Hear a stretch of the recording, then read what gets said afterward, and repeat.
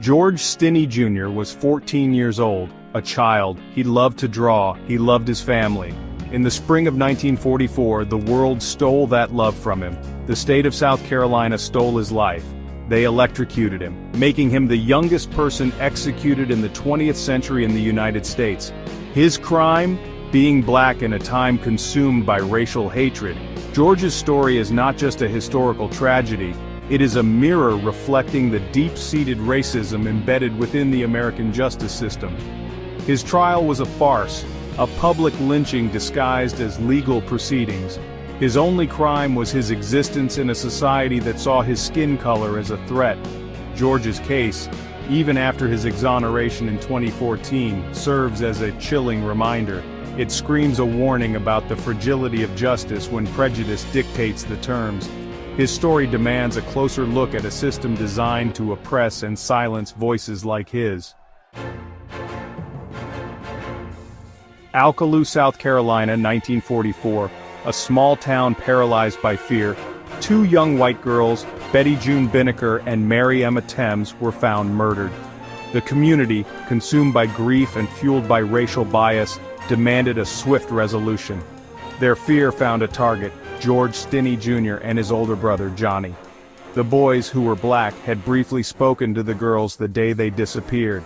This fleeting interaction, fueled by the racist hysteria of the time, sealed their fate. Johnny was released, but George, small for his age and easily intimidated, was held. He was interrogated without a lawyer or his parents present. Hours later, the sheriff emerged, declaring George had confessed. The confession, likely coerced, was the only evidence linking him to the crime. George's trial was a disgrace to the very notion of justice. It lasted a single day. His court-appointed lawyer, a tax commissioner with no experience in criminal defense, offered a meager defense. No witnesses were called to testify on George's behalf.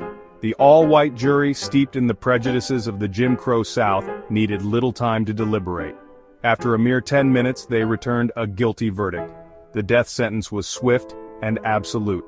George's family, terrorized and threatened, were forced to flee their home. They were denied the chance to even say goodbye to their son, their brother. Their pleas for mercy, their assertions of George's innocence were ignored.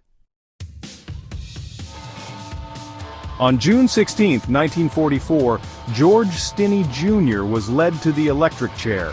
He was too small to fit properly in the seat. Guards struggled to restrain his frail body, forcing a book beneath him to reach the electrodes. The image of George, tears streaming down his face as the mask slipped during the execution, is a haunting indictment of the society that condemned him. He was a child denied his childhood, his future, his very humanity.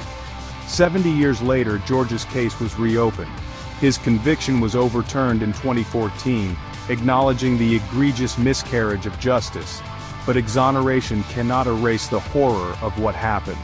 George's story is a stark reminder of the enduring legacy of racism and the urgent need for reform in a system that continues to fail marginalized communities.